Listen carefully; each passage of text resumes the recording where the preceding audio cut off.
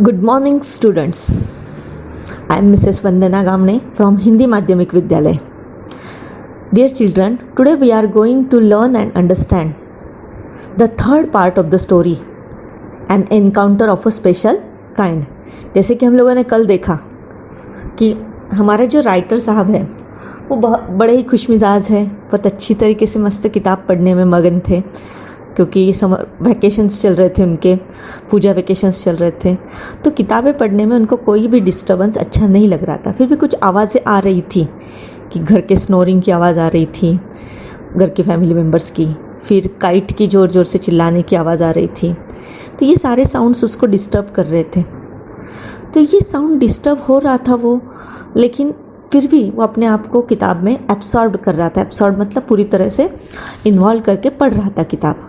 But something happen, जो भी कुछ हो रहा है, दैट साउंड जो है वो क्या होता गया, बहुत ही बड़ा होता गया। फिर आगे क्या होता है वो देखने के लिए हम लोग अगले पैसेज की तरफ जा रहे हैं। एज़ यूजुअली मैं फिर से किताब में से थर्ड पैसेज जो है, थर्ड पार्ट जो है, पैसेज थर्ड नहीं, पार्ट थर्ड जो है वो मैं पढ़ने जा रही हूँ।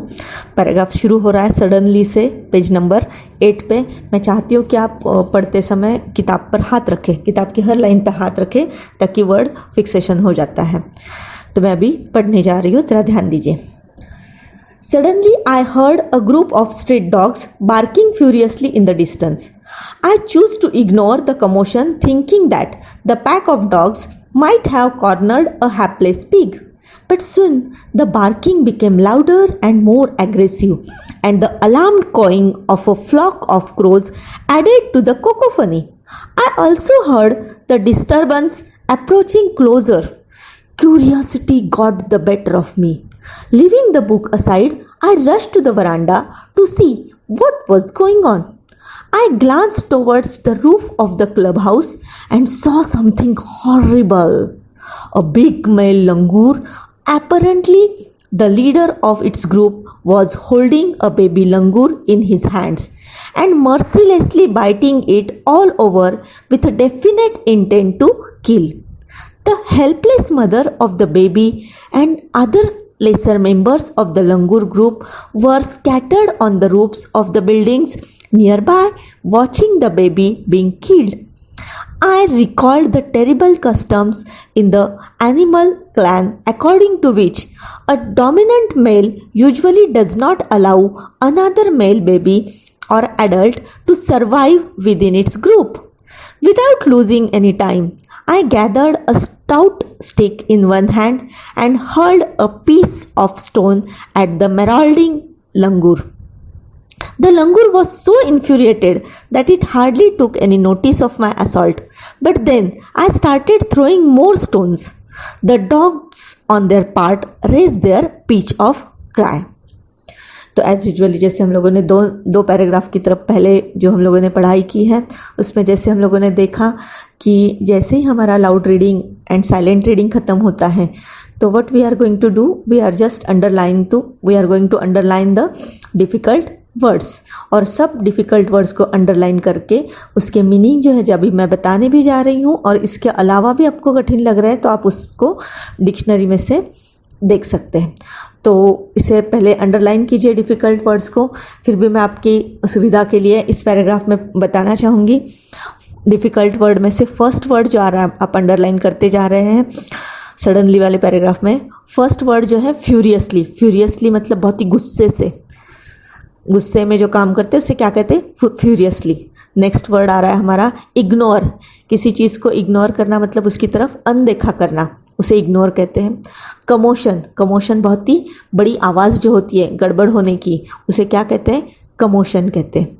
नेक्स्ट वर्ड है हैप्लेस, कोई हैप्लेस होता है मतलब क्या, बहुत ही गरीब बेचारा होता है जो कुछ नहीं कर सकता, उसे क्या कहते हैं, हैप्लेस।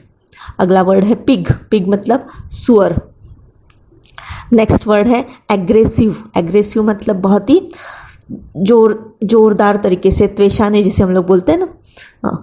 अलार्म्ड, अलार्म्ड मतलब डर युक्त, जो डर से भरा हुआ रहता है उसे क्या कहते हैं, अलार्म्ड। कैकोफनी, कैकोफनी का मतलब क्या है, बहुत ही कर्कश, कर्कश का मतलब क्या है, बहुत ही बड़ी गड़बड़ करने वाली आवाज़, उसे क्या कहते हैं, कैकोफनी कहते हैं। Got the better of me, ये पूरी फ्रेज है। Got the better of me का मतलब क्या है? किसी चीज़ पर हावी हो जाना, उसे क्या कहते हैं? Got the better of me. Mercilessly, mercilessly का मतलब क्या है? बहुत ही निर्दयता से, उसे कहते हैं मर्सीलेसली। नेक्स्ट वर्ड है क्लैन। क्लैन का मतलब है प्राणियों का जो झुंड होता है ना, उसे क्या कहते हैं? क्लैन कहते हैं। डोमिनेंट, डोमिनेंट मतलब जो सबसे महत्वपूर्ण होता है, जिसका सारे ग्रुप पे एक प्रभाव होता है, उसे क्या कहते हैं? डोमिनेंट कहते हैं। स्टाउट, स्टाउट शब्द जो है उसका मतलब क्या है? बहुत ही मजबूत जो होता है ना, उसे क्या कहते हैं? स्टाउट कहते हैं। हर्ल्ड, हर्ल्ड HURLED, हर्ल्ड मतलब फेंकना जोर से, उसे क्या कहते हैं? हर्ल्ड। हम लोग थ्रो बोलते हैं ना, वही हर्ल्ड। मेराउंडिंग, मेराउंडिंग का मतलब क्या है? जो अटैक करने वाला है, जो किसी चीज़ पर अटैक कर रहा है, घाव डाल रहा है, उसे क्या कहते हैं? मेराउंडिंग कहते हैं। इन्फ्यूरिएटेड, इन्फ्यूरिएटेड का मतलब क्या होता है? बहुत चिढ़ा हुआ। और असॉल्ट मतलब हमला। तो बच्चों, इस प्रकार से सामने जो दिख रहे हैं आपको, वो सारे डिफ़िकल्ट वर्ड्स हम लोगों ने देख लिए हैं। आपको करना क्या है कि इन डिफ़िकल्ट वर्ड्स को पेंसिल से पैराग्राफ में अंडरलाइन करके लिखना है। इतना लिखने के बाद आपको these paragraphs you again will have to read it silently so that you will understand the whole paragraph and the meaning of the whole paragraph as a whole. तो जैसे ही आप पैराग्राफ समझ में आपके आने लगेगा, तो आपको नेक्स्ट एक्टिविटी, जैसे हम लोग 2 दिन से कर रहे हैं, नेक्स्ट एक्टिविटी जो है, so you have to make your own questions. आपको खुद के क्वेश्चंस बनाने हैं। जो क्वेश्चंस आप अपने मन से बनाने जा रहे हो, प्रश्न आप बनाओगे तो आपको आंसर समझ में आता है और क्वेश्चन बनाने का स्किल भी डेवलप होता है। और जैसे मैं 2 दिन से बता रही हूँ कि आपको ये क्वेश्चन बनाते समय you started thinking in English. मैं यही बात बार बार बता रही हूँ because my first aim of teaching English is you should think in English. आप इंग्लिश में थिंक करना शुरू करो। You should avoid the process of thinking in Hindi so that you will do the writing activity very well. तो आपके सामने दिखाई दे रहा है अभी क्वेश्चंस। थोड़ा बड़ा है पैराग्राफ, लेकिन वो पैराग्राफ का सारी जो आइडिया है, वो जिसमें पूरी तरह से कवर हो सकती थी, वो सारा पैराग्राफ लिया गया है यहाँ पे। तो मैंने आपके लिए इस लेसन के लिए क्वेश्चंस निकाले हैं। फर्स्ट क्वेश्चन है, what did the writer here? जब राइटर किताब पढ़ रहा था, ही हियर समथिंग, उसने कुछ सुना। What did he here? उसने क्या हियर किया? लाइन की, पैराग्राफ की फर्स्ट लाइन देखो। Suddenly I heard a group of street dogs barking furiously in the distance. तभी मैंने सुना, राइटर बोल रहा है कि a group of street dogs, street पर रहने वाले डॉग्स जो है, रास्ते पे रहने वाले कुत्ते, दे स्टार्टेड बार्किंग फ्यूरियसली। वो क्या कर रहे थे? बार्किंग कर रहे थे। बार्किंग मतलब जोर जोर से भौंक रहे थे। फ्यूरियसली, फ्यूरियसली अभी हम लोगों ने मतलब देखा ना, फ्यूरियसली किस प्रकार से वो भौंक रहे थे, बहुत ही गुस्से से वो भूक रहे थे। और कहाँ पे दिखाई दे रहा था ये आवाज़? कहाँ से सुनाई दे रही थी? डिस्टेंस में से सुनाई दे रही थी। स्टिल, फिर भी, why the writer choose to ignore? Writer अपने किताब में मस्त है, so he choose to ignore. उसने उस तरफ इग्नोर करने का तय कर लिया। इग्नोर करना मतलब जानते हैं ना, कि उसकी तरफ अनदेखा करने के साथ। Why he decided to ignore all these sounds? I choose to ignore the commotion, thinking that the pack of dogs might have cornered a hapless pig. मैंने इग्नोर करने का डिसाइड कर लिया, तय कर लिया। क्यों डिसाइड कर लिया? कि मुझे मतलब राइटर को लगा, द कमोशन जो भी है, कमोशन का मतलब क्या बताया मैंने आपको? जो भी आवाज़ है, बहुत गड़बड़ की आवाज़ जो है, उसकी तरफ मैंने अनदेखा किया। Thinking that the pack of dogs might have cornered a hapless pig. मैंने सोचा कि ये जो डॉग्स का पैक है, डॉग्स का पैक मतलब कुत्तों का पूरा झुंड है, वो क्या कर रहा होगा? कि आप जानते हो कि गली में अगर कोई सुअर निकल आता है तो सारे कुत्ते उसके पीछे भागते हैं। तो this pack of dog must be cornered the hapless pig, और पिग हमेशा हैप्लेस ही होता है, बेचारा दुर्दैवी होता है, वो बराबर भाग जाता है फटाफट फटाफट, कुत्ते भौंकने लगते हैं तो। बट सुन, there were two greater noises, बहुत बड़ी बड़े साउंड्स आ रहे थे। कौन से थे वो sounds? Which two sounds added to the cacophony. Cacophony का मतलब क्या है? नॉइज और कन्फ्यूजन, बहुत बड़ा कन्फ्यूजन, बहुत बड़ी जोरदार आवाज़ जो गड़बड़ चल रही थी उसे कोकोफनी कहते हैं। तो there this two sounds added to the cacophony, या आवाज़ बहुत बढ़ गया। किसकी वजह? कौन से टू साउंड्स की वजह से कोकोफनी बढ़ गया? The first sound, the barking become louder and more aggressive. These dogs were barking very loudly. ये dogs जो है बहुत ज़ोर ज़ोर से क्या कर रहे थे? भौंक रहे थे।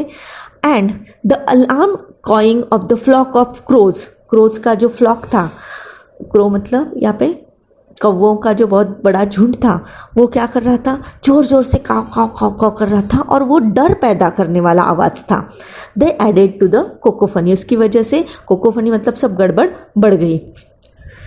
ये सब होने के बाद writer decided to keep the book aside. सवाल देखो मैंने कैसे किया है। Why the writer leave the book aside? Aside मतलब बाजू में रखा। किताब में बहुत ही मगन थे हमारे राइटर भाई साहब, फिर भी why he decided to keep the book aside, उसने कीप बुक को असाइड क्यों किया? द राइटर, जवाब देखो, also heard the disturbance approaching near. ये जो डिस्टर्बेंस आवाज़ जो थी गड़बड़ करने वाली, जो डिस्टर्ब कर रहे थे उसे, it was coming near and near, वो बहुत नज़दीक आ रही थी। And that's why curiosity got the better of me.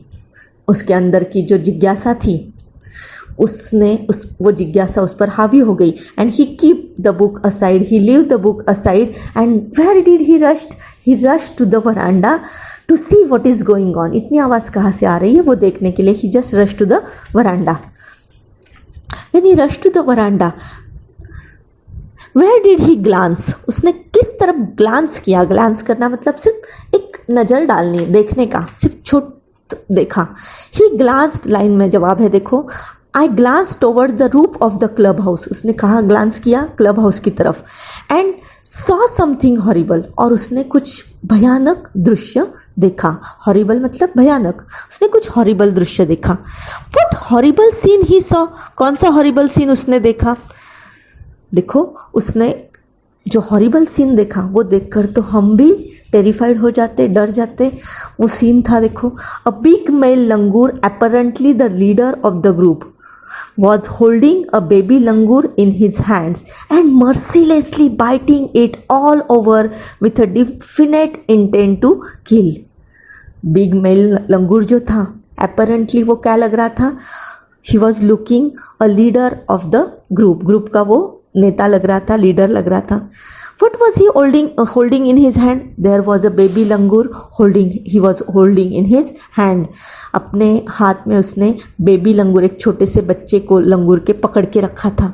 And he was mercilessly biting it all over, और वो उसे मर्सीलेसली, बहुत ही निर्दयता से उसे बाइट कर रहा था। बाइट मतलब काट रहा था। और डेफिनेट इंटेंट टू किल, उसके दिमाग में एक ही इंटेंशन था। इंटेंशन मतलब उद्दिष्ट। क्या उद्देश्य था? He wanted to kill the baby, उस बेबी को वो किल करना था। जब ये दृश्य उसने देखा तो और उसने कुछ देखा। क्या देखा उसने?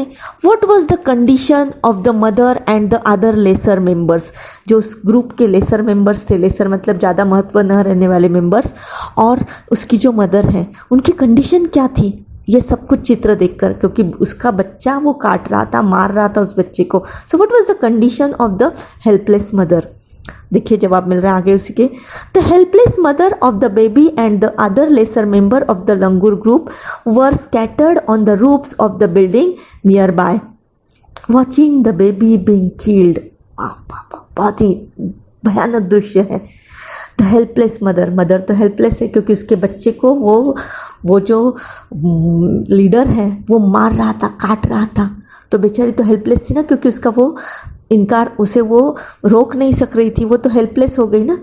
सो the helpless mother of the baby, उसकी mother, and lesser member of the langur group के जो बहुत कम महत्वपूर्ण मेंबर जो थे, all were scattered on the roof पर वो सारे क्या हो गए थे? स्कैटर्ड हो गए थे। स्कैटर्ड का मतलब क्या है?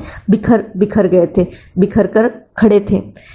एंड दे वर वॉचिंग, और वो क्या कर रहे थे, watching the baby being killed, उस बेबी को किल किया जा रहा है, मार दिया जा रहा है, वो सब कुछ वो दृश्य वो देख रहे थे। बहुत ही करुण, बहुत ही भयानक दृश्य वो दिख रहा था। हम लोगों को पढ़ते हुए भी बहुत तकलीफ होती है वो दृश्य दिख रहा था।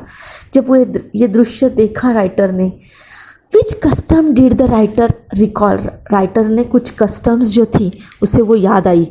What which custom did he recall, the writer recalled the terrible custom in the animal clan, उसे एक कस्टम याद आई। कस्टम मतलब परंपरा। एनिमल क्लैन जो होता है, एनिमल्स के दुनिया में, उनकी ग्रुप में एक बहुत ही भयानक परंपरा होती है। क्या होती है वो, according to which a dominant male usually does not allow another male baby or adult to survive within its group. बहुत ही भयानक है।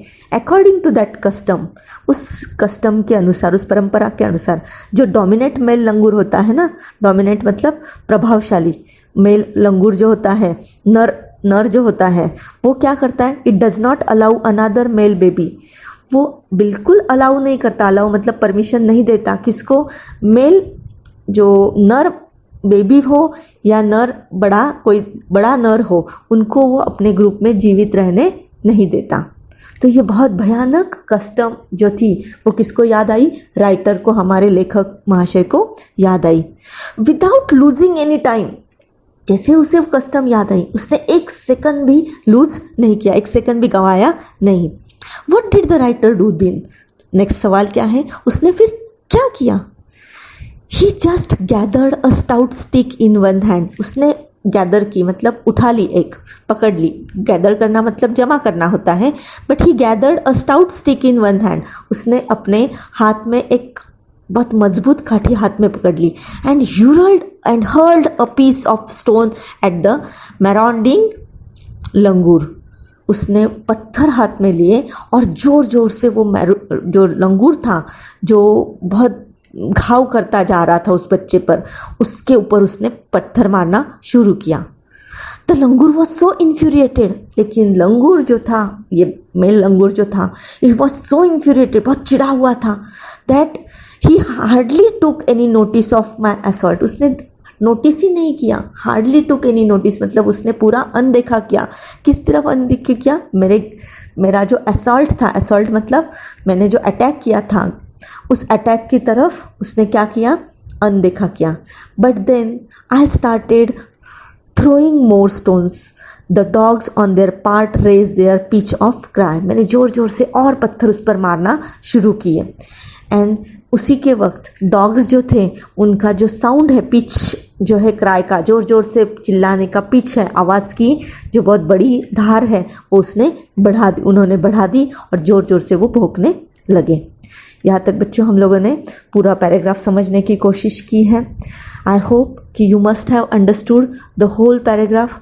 कोई कठिनाई मुझे तो नहीं लगती कि आएगी, क्योंकि हम लोगों ने बहुत लाइन टू लाइन क्वेश्चन के द्वारा इसे समझने की कोशिश की है।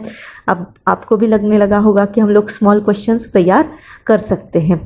तो इस प्रकार से हम लोगों ने स्टोरी में क्या देखा कि how the terrible custom the writer watched in animal clan, जो एनिमल क्लैन में टेरिबल कस्टम होती है वो उसने किस प्रकार से देखी, वो इस पार्ट में हम लोगों ने देखने की कोशिश की है। जो मेल लंगूर था वो स्मॉल बेबी को क्या कर रहा था, बाइट कर रहा था, मार रहा था, किल करने के इंटेंशन से, किस लिए उसे वो मार डालना चाहता था। और जो बड़ा होता है प्रभावशाली, उसे कोई रोक नहीं सकता, इसलिए बाकी सारे लेसर मेंबर्स और बेचारी मदर भी है, वो उसकी तरफ बहुत हेल्पलेसली, बहुत दुख असहायता से, जिसे हम लोग बोलते, वो देख रही थी उस बेबी लंगूर की तरफ और उस चित्र की तरफ वो देख रही थी।